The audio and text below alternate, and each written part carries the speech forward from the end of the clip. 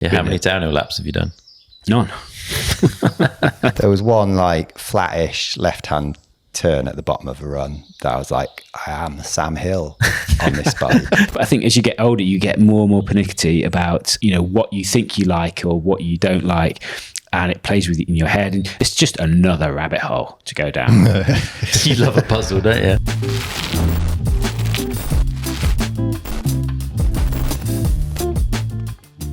For people, if they haven't followed Downtime Goes Downhill, the three of us have been racing the Pearce Series downhills. The last couple of years have been a bit of a struggle for me, like health-wise, and I definitely felt like I needed a bit of a change. We can talk about that. But Jonny, you kind of got the bug, right? You're all in for some downhill this year. I am still Downtime Goes Downhill, unlike you guys who are going Downtime Goes Uphill, Downhill. However, I am doing one enduro. There's a local one at one of my riding I've seen spots. it, like next weekend? 2 weekends? 3 weeks. Okay. 3 weeks away, I think. Yeah, that's why you want to go riding there today. Exactly. show you what you're missing. So that'd be good. And then the following week's the first round of the Pearce, which I'm signed up for 4 races. So wildly underprepared. I was going to say, how's the preparation going? No, like physically, not too bad. What have you been doing physically? More kind of like a lot of kettlebell stuff, and just working on strength and that side of things more than like I think the last 2 seasons was definitely on the Wahoo a lot, which was great for fitness, but I don't think it actually translated that well to being on a downhill bike. I agree. It's really good for base. Fitness is really good for getting your interval training done because you can be very specific, but that like explosiveness and strength and flexibility that you need on a downhill bike, you're not going to get that riding a road bike in the garage. Like you need to be doing some gym work and some explosive stuff. Yeah, so I've just been trying to focus, especially at our age, there's always like some niggle here or some niggle there. So I've been trying to kind of do exercises that focus on tackling those issues and just building a kind of a stronger core, really. And that's been going well. The telltale sign is, I'd break out the kettlebells at the first session. The following day I'd be like, barely able to sit down on the toilet, let alone anything else. And now I can, do a session and I'm fine the next day. So it's definitely moving in the right direction. But, riding and equipment wise, it's been... Yeah, how many downhill laps have you done? None. But this then comes back to my the discussion earlier about the guys who have been injured all year. You can't get injured. I'm just going to follow these guys. They're barely not riding. They're doing lots of gym work. I've been thinking about it a lot. Maybe you can get faster by thinking about it. Yeah. I think it's been quite a challenge, full stop, for teams at the minute getting product because of everything that's going on in the world, like shipping costs, tariffs, all sorts of things. I was speaking to a team who had like 30 bikes they needed to ship from the US to the UK, and it's like, well, when do we do that? Because we're going to get lumbered with all sorts of crazy charges, and it just blows budgets out the water straight. I mean, none of this was in budgets, right? Like, yeah, teams were not prepared for this. So it's you can't plan. Doesn't matter where people say, oh, what about interest rates and what have you, and my response is always, for businesses, they'd prefer it if it was lower, but they just want it to not move. Yeah, because then they can plan. Now it's just like, the level of uncertainty is astronomical and nobody can plan. And this is comes back to what we were just talking about regarding the World Cup racing. These teams have been unable to plan because they didn't know what the rules were going to be. Yeah. So no one knows what to do, and then you've got this global all the other rules. It's like, I feel sorry for them. Yeah, I really do. And potentially some EXT suspension as a little switch up. Yes, which I'm very excited about. So hopefully, fingers crossed. Yeah, hear good things from Joe Breeden on the Intense squad that they're enjoying that. Back in the day, I ran a White Brothers upside down fork, and I loved it. Okay. And it was, people were like, oh, it's so flexy. And I was like, no, it's great. Flex is a good thing. I like that flex. So, really interested to get on that. Yeah. Cool. I think we're going to get you some of the Gustav Pro brakes from Magura, like new top end like gravity / e-bike brakes, which should be that'd be cool. super good. Yeah. So that'd be interesting. Stash Space Rails is the ultimate way to store your bikes. You can get more bikes into less space. It's really easy to fit, it's really easy to use, get to whatever bike you want exactly when you need it. Downtime viewers get 10% off their entire order by heading to stashproducts.co.uk/downtime and using the code downtime, all in capitals, at the checkout. Upgrade your bike storage today.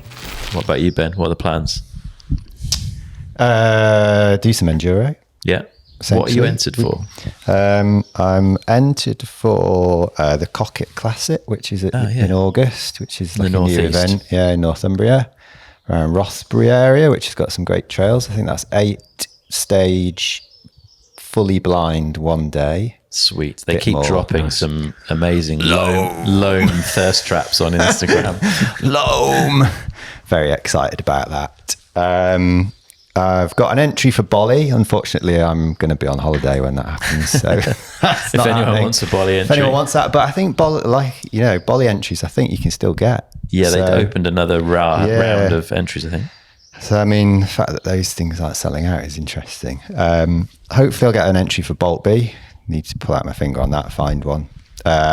Steel City Downhill is back on in September in Sheffield. Okay. So I'll be there for that. On a downhill bike or on an enduro bike? No, on an enduro Yeah, bike. It's not really a downhill track, is it? Yeah, fair. Hopefully you and I will get to do a race together, but that's been proving tricky. Yeah. So with all these additional World Cups, my weekends are kind of screwed. Yeah. And most races seem to clash. So I've got an entry for Bolly, which doesn't clash, which is good. I'm excited about that. That looked good last year. But beyond that, I've kind of struggled to find stuff that doesn't clash with World Cups. And also been trying to get the health back on track to a point where I feel like I can actually ride an enduro, which I think I might be able to. Getting close to, yeah. I think we might have finally unlocked a few things with some supplementation and sacrifice. Some extreme sacrifices. Sacrifice. No caffeine, which I've been doing for 8 weeks, I think, which has actually been surprisingly good. And then, supplementing ashwagandha, which I think you've been experimenting with as well, Jonny, to try and lower cortisol, because I think that could be part of the whole burnout thing. And that's been super interesting. Like, I realized that I was motivated is maybe the wrong word, but like driven by a cortisol style energy. And when you take out the caffeine and you add in some ashwagandha and all of that drops away, I was just like, what's my how do I get motivated to do a day's work here? Like, what's going on? It was actually quite hard the first couple of weeks to like work out, to find the new normal and to like get back into work properly. But I have, and that's been really good. Like, I feel like now I work with a much more level energy and with a much lower, again, it doesn't, I mean, saying stress doesn't feel like the right word, but I guess cortisol is a stress-based thing. Like, I'm not like rushing, must do this, get that done. It's more like, right, okay, here's what we're doing today. Let's just work our way through it. It's a much more calm way, but I'm actually getting more done as a result because I'm more focused, I think. My brain's less scatty, which has been super good.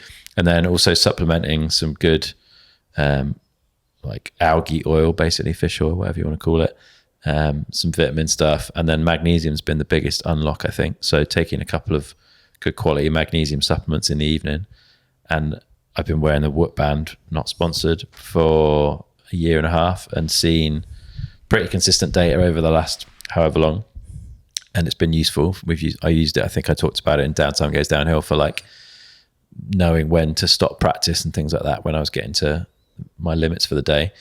And my heart rate variability has gone up, which is a good thing, by about 30%. That's good. Which is insane. Yeah. And I haven't magically got fitter. That just went, and you can see it from the day I started taking these tablets to, it just ramped up, and then it flatlined a little bit and then ramped up again further.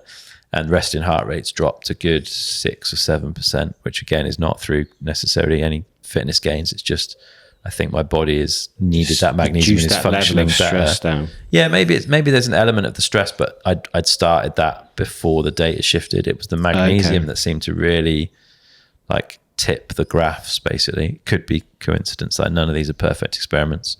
If you're going to take supplements, check with your doctor, all that. Not going to play a doctor on the internet, but yeah, seems to have worked. Like way more consistent energy. Did a couple of like 4-hour rides, which I would have been absolutely spent afterwards, even if they were done on an e-bike, and feel fine and can bounce back within a day. And Wow. like I've done 2 press camps, one of them abroad, which would normally have put me in a massive hole. And so far, touch wood, not been in one, been on 5 flights and not got ill, which also would not have worked. So yeah, like I think that's going in the right direction, and been able to train. Like I felt like if I didn't train in the morning, I couldn't train, and that's been fine. I can train in the afternoons absolutely fine. Yeah, I've done 5-day training weeks for the first time in 2 years, I think, where I've actually felt like I've had that energy to do 5 days in a block. So that's brilliant. And I think last year, correct me if I'm wrong, but you wound a lot of stuff back as well. You like spent a lot of time like resting and I was doing the bare minimum. Yeah, just to, I don't know, just to kind of just give your body that chance to rest. But then how much can you rest when you've got like a 4 or 5-year-old child? It's limited. A normal life, and like the cadence of the podcast is unforgiving in that respect. Yeah. I mean, I effectively only talk about bikes for an hour a week, but there's a bit more that goes on behind the scenes, I guess. Yeah. So hopefully. You need to get you on the racetrack now, you see. I know. Like, I'm like, maybe I should get back on the downhill bike. But yeah, I don't know. I've got a Wahoo kicker move. The Wahoo guy sent me that, which is the kicker that kind of slides backwards and forwards, which I was intrigued by. And that's been really good. Like, it feels a lot more natural to ride, and I feel I can happily ride on it for a decent chunk of time, and it doesn't feel weird. So it moves like when you accelerate or decelerate on or when you decrease power, it like slides forwards and backwards. Only by like 8 inches, maybe, like not heaps, quite a bit. And it's got a little bit of side to side play as well, so it's it can rock a little bit, like with your pedal motion. Just feels a little bit more natural. It's very heavy.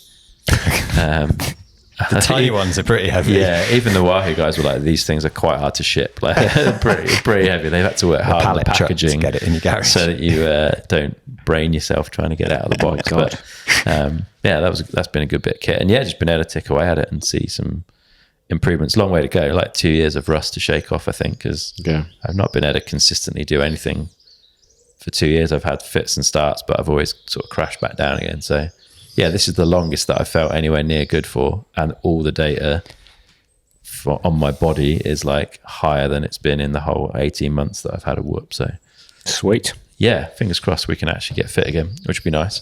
Yeah, what else have we been up to? I tried the tune mass damper and the chain damper from that was an interesting podcast. Yeah, he's good. I saw him do something online. I was like, I get this guy actually understands what these things do. Like, this is the man to talk to, which is cool, because I think there's been a lot of, who was I talking to? I was talking to another engineer the other day, and they were like, yeah, I could never, like tuned mass damper, could never understand how you can just pick a frequency that would work for everyone and go do it. But obviously that's not what they've done. It is basically a mass damper that works across a frequency range rather than targets one specific frequency. But that was interesting. That was good. It seemed like they started and then they just let the results take them in the avenue that produced the best thing, as opposed to having like, oh, we need to do this for this and this for this and this for this. They're like, actually, this is the most logical conclusion. And with the chain one as well, they're like, oh, it was doing something we actually didn't anticipate whatsoever. I thought that was a really cool story. Yeah, that was super interesting. And that is, again, a good product. Kind of weird to pedal, but I think I would get used to it if I spent a bit more time on it. But I've got the trail springs as well to try that, the lighter spring, which should take off. Like, it won't be as efficient as a device, but you won't feel the pedaling impact so much. So wow, kind of keen to give that a bit more of a try. Go on, Ben. Would you run those down on the downhill bike? Yes. On the downhill bike, yeah, and on an enduro bike as well? bike, yeah, I think so. Like, I mean, you could get precious about weight. The chain damper is not a big difference in weight. Obviously, the TMD, you're adding like 300 odd grams into the front of the bike. I don't think that's a negative, really. I don't know. I mean, there's obviously a point at which your bike gets too heavy and everyone wants to keep the weight down, but then you're always trading off, right? Like I wouldn't run a super thin wall tire just to save half a kilo on a tire weight, because I prefer a more damped, more structurally sound, robust tire. So yeah, I don't know. For now, they're staying in. I put them in tested it on the Nomad, not on the downhill bike. Yeah. So yeah, staying on there, I think. And I was hoping to have a Santa Cruz Valor for today, but it didn't quite show up in time. It's a shame. I saw. Damn it! I'd seen Kieran at Santa Cruz had commented that it was like the kinematic that he was most happy with, and he's bang on with that kind of stuff. And then Al Evans at Bike Radar tested and said it was the best bike he ever tested, and he knows his stuff. So I was like, let's see if I can get hold of one of those for a little bit of time this year. So whether I race it or not, I don't know. I can't remember whether I entered Bolly e-bike to be safe or whether I entered Bolly normal bike, but hopefully I can switch it. Yeah, should be cool. But interested to have a go on that.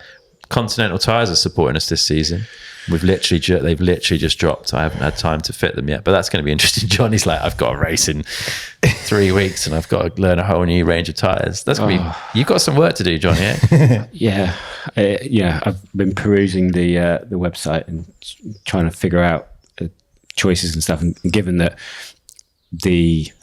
referring back to the speediness of the mountain bike industry, and this, this isn't a criticism, just how life is. They sent us to two tires to be to test initially. Check we were happy. Anyway, one showed up and it's a rear. So it's gone on the front of the e-bike. We'll see how we get on. Be all right. But yeah. Rear tires on the front generally seem to work, I think. Unless it's like some kind of low profile, like summer tire thing. This is the level of detail that goes on in my brain. I went online to check the difference between the tread pattern, and there's a slight variation, but there's an overall theme. So I think it will be all right. I think you'll be grand. You won't start riding backwards. It'll be okay. Let's hope not. But as to what to expect, I don't know. All I've heard is good things. And so I picked a couple of people's brains as to combinations, and they only had good things to say, so I'm quite excited. I'm just am I going to get enough time on them before the first race? So interesting. That's my only concern. And also how different, like it'd be interesting to see how different they really are, like, because I think a lot of people are like, our tire's a tire, and I think there must be a bit more to it than that, but like at our level, your level, my level, I don't know. Will we be able to? Is it going to be night and day? I don't know. I think part of it. Before Downtime Goes Downhill, I'd been on Max's. Before that, and I just decided, look, I'm just going to stick with that brand. What and I used to the roundness of the, as opposed to a square edge. Yeah. How they behave, what the consistency was. So that's my only other concern is what's it like going from one brand to another, and it's fine for back in the day, or for kids, or where they literally do not care. But I think as you get older, you get more and more pernickety about what you think you like or what you don't like, and it plays with it in your head. And this, you can only listen to me talk about my suspension setup to know.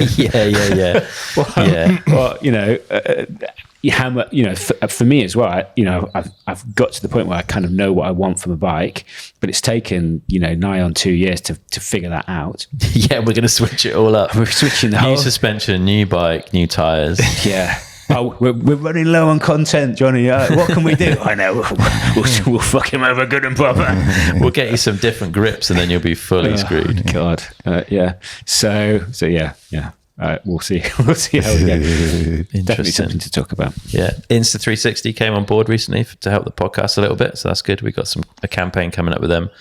It was proper out of the blue. Like those big companies like that are really hard to contact normally. Now I just got an email off Carol at Insta360. Hey, we'd love to do something.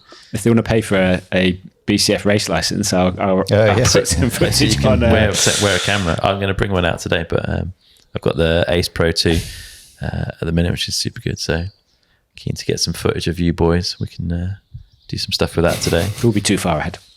We'll see. We'll see. Not anymore. And then the Fox order is in. Yay! Ooh. Will there be any kit for the first race? Who knows? Will there be any kit for my enduro race? Oh, when is that? The weekend before Bala. Last weekend in April. Okay. I'll find out. I do have some, like, of my own Fox kit to wear, but yeah. it won't be a Fox helmet. It's going to look good, though. We're going to look good. Some nice stuff coming. We don't know. We don't know what's coming. No, I like to keep it secret for Chris Hormus. My favourite holiday. But yeah, that'll be coming up soon. So we'll get you kitted up and ready for the year. Anything you guys want to try this year? Is there products or bikes or things that you've seen? And new bike, new tyres, new suspension. Yeah. I mean, you've got anything left? Oh, mass dampers. You want to try a mass damper, do you? Oh, yeah. Interesting. Yeah. I'll have a go. Another thing to puzzle with. Another thing to tune. 3 different springs to play with. Oh, I was going to say just put it on the bike, but no, definitely give that a go. Yeah, Ben, we were going to get you some MT5s, I think, for your to go on the Kotick. Rocket. Yeah. I was going to buy a pair. I needed some new brakes. They are very good.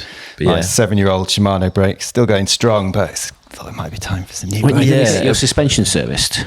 Going to get our suspension serviced. How long since the last service, Ben?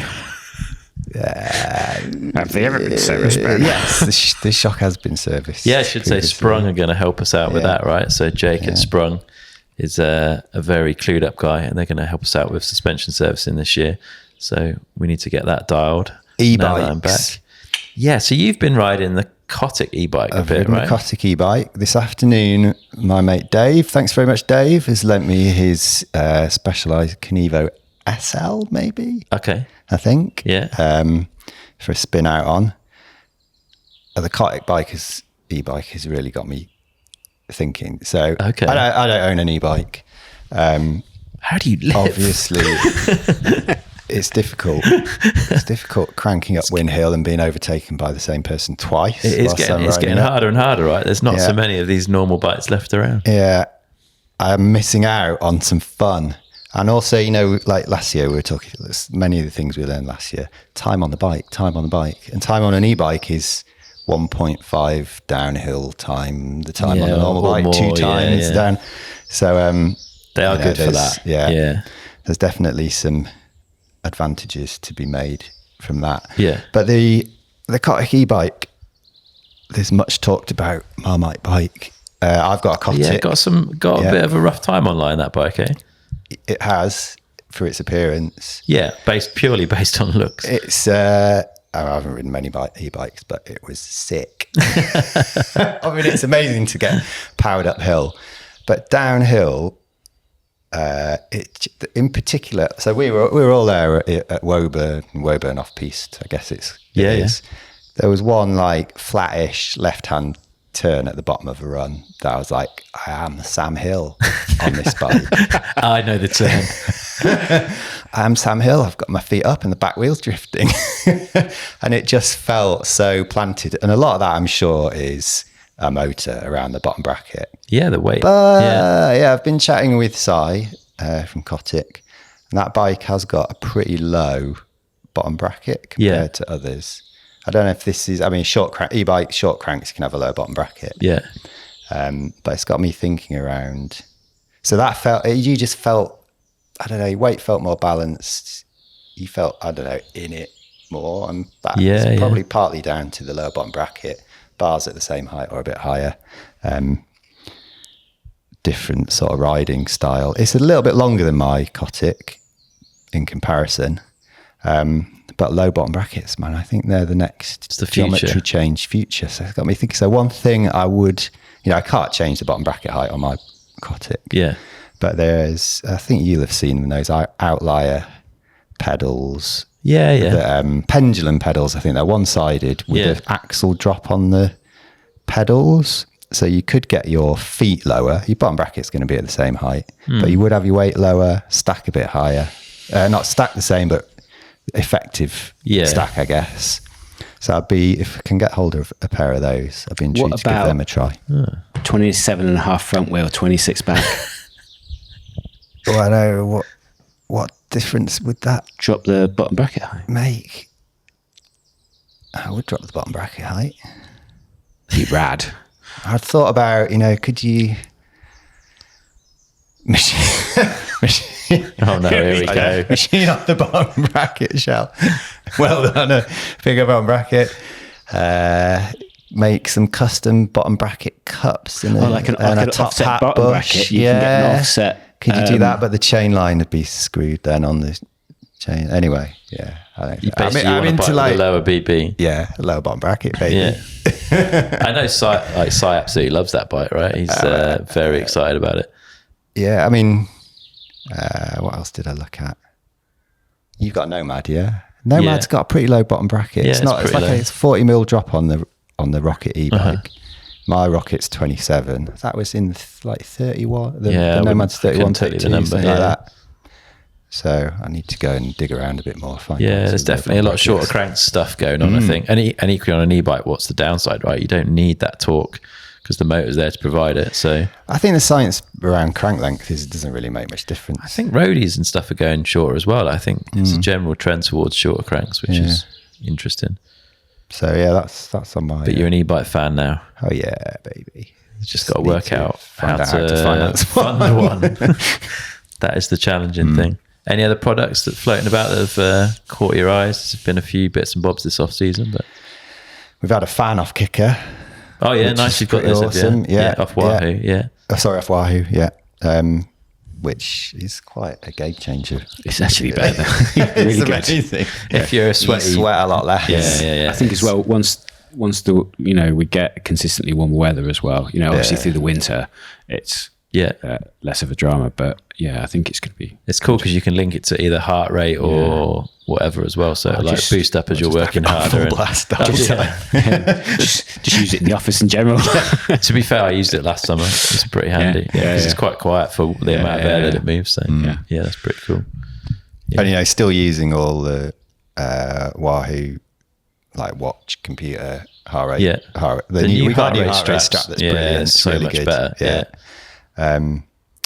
And another Wahoo thing I've been using is they've got so many apps I can never remember which one. Apparently that's going to get streamlined, but that'd be good. Yeah.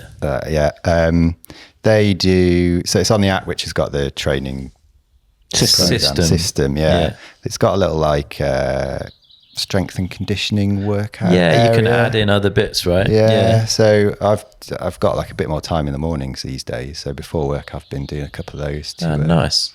So my so if you've created a program on system and added in that, or you just picking if rolling through them basically. Yeah. Dead short, sort of a couple of 7-minute, 8-minute things. Oh, nice. Just general, getting slightly better condition. Good. I think it's got some yoga stuff on there as well. A few bits and pieces. Yeah, it's pretty good for that. Good resource. Saves you having to like think about what you're doing. You just follow it. Yeah. Yeah, pretty holistic coverage. Nice. Excited for the season then. So you're the first person to put tyres on dirt for a race run. Yeah. And then the second person to put tyres on dirt for a race run. Probably the third as well. And potentially the third. Probably. Good work. And there was talk of maybe like a race van. Is that still you? Last time I spoke to you were in and ahhing. Yeah. I think I'm going to, I've left it a little bit late, admittedly. But yeah, I'm good. Just a normal van, I think. Okay. Normal van, but with the paraphernalia around it to potentially like sleep in it and do various bits and bobs, I think. Reimagining the car situation at the Matthews household. So you've got, 3 weeks to sort that? No, for ballot. I don't need it for QECP. Yeah. But yeah, I need to get on the case. It's not as if I haven't been on the case, but yeah. What van have you got your eyes on? Have you picked? No, not yet. No, I've been doing a bit of research and seeing what all of our friends have got, and various things like that. And watch this space. Yeah, it's just another rabbit hole to go down. You love a puzzle, don't you? yeah, but like I feel like Watership down here. It's just an absolute nightmare. And there's all your van varieties and everything that goes along with it. And there's as soon as you go down like the Instagram van porn rabbit hole as well. Oh no, and it just keeps you showing you like Gucci vans and stuff. And you're like, oh man, you could spend a fortune quite easily. Yeah. exactly. So, but I think it would, be good to, because what I've done previously is, we've either stayed in an Airbnb or, my parents live up in North Wales, so I've just commuted, and I've ended up doing these mammoth driving weekends and come back more ruined from just the sheer driving than most of the racing, especially packing up, packing down. So it's just to be on site, I think would be pretty good. So you intend to camp at the races and sleep in the van, and then solve various other situations, which a lot of people do as well. So you get that sort of social element to the races, which would be cool, I think. Which is part of the reason I like going to these downhill races, is the social element. Yeah. You're going to take Oscar, your eldest? He is signed up for round 3, which I believe is Bridgewood this year. Okay, yeah, I think So last year he did Bucknell. Bucknell. I can't get Hucknell. Sorry, Mick, out of my brain. So he's going to do Bridgewood with me. Yeah, which should be good. Nice. Yeah. Exciting. Yeah, cool stuff. We should pack up and get some riding done. But if people enjoy this, if they want to hear us talk about certain things, if there's topics that people want us to cover, then YouTube comments or Instagram or DMs or any of that stuff, send stuff our way, and we'll try and get together again in a few months' time, and hopefully there'll be a bit of racing underway. Some different bikes will have been ridden, and there'll be some World Cups have happened as well, so maybe chat a bit about those. We can provide the coverage for the World Cups that's so desperately needed. There you go. 3 months after it's finished, half-assed commentary on what went on. If that's what you want, we're here for you. Nice one. Cheers, boys. Cheers.